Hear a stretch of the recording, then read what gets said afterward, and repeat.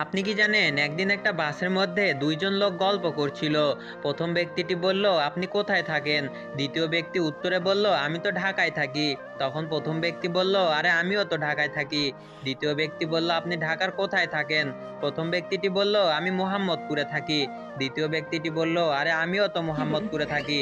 প্রথম ব্যক্তি বলল, মোহাম্মদপুর কয় নাম্বার রোডে থাকেন?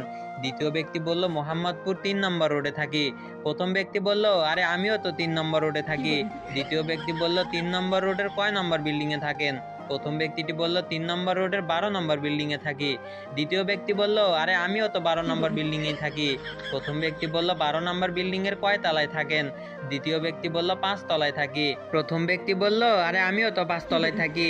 পাশে থাকা এক লোক বলে উঠলো, আরে ভাই, আপনারা তো একই বিল্ডিং এর একই ফ্লোরে থাকেন, অথচ একজন আরেকজনকে চিনেন না। সেই লোকটির জবাবে সেই দুই লোকটি বলল, ভাই, আপনার সমস্যা কি?